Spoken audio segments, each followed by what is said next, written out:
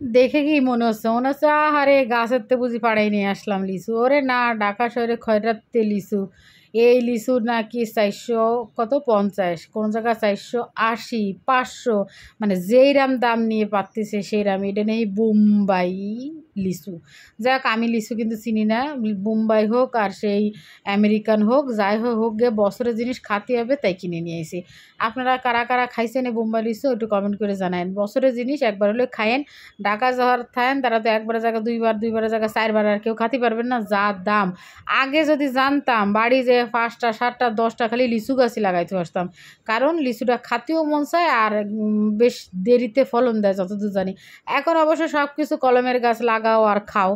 আগে জানলে কতগুলো লাগাতাম। যাই হোক বছরের জিনিস আমিও খালাম, আপনাকে খাওয়ার জন্য সাজেস্ট করলাম যে একবার হলেও খায়েন। দাম শুনে দৌড় মেরেন না। ঢাকা শহরে যারা থাকে তারা তো আসলে কোনো কিছু কিনে খাওয়ার উপায় নেই।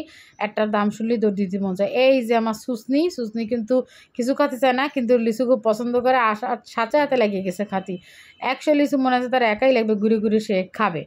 যাই হোক তারপর আলহামদুলিল্লাহ কিছু খাইলে তো ভালোই লাগে পোলাপান, যে যা কেটে খাইতেছে আর একবার আনা যাবে বা আর ২ বার আনা যাবে। এরপরে তো আর আনবো না, কারণ এরপরে আনলি তাহলে আমার আবার কী করব, খয়রাতি জুলি হাতে দিতে হবে, কারণ লিমিট ছাড়া খরচ আমি কখনোই করি না।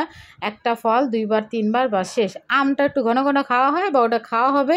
আর আম তো বেশ আষাঢ় মাসের শেষ বা তারপরও পাওয়া যায়, এই জন্য। কিন্তু এই বোম্বাই লিচু সাইজ দেখে আমার কিন্তু পছন্দ হয়নি। আর আমি তাছাড়া লিচু আগেই কইছি যে আমি খুব একটা চিনি না, যার জন্য ঠকা দিলেও কিছু করার নেই। তবে লিচুগুলো মিষ্টিও না, টকও না, পাইনসে। পাইনসে মানে বুঝছেন, একদমই পাইনসে। যাই হোক পোলাপান খুশি তো আমি খুশি। ওকে, আল্লাহ হাফিজ, ভালো থাকবেন।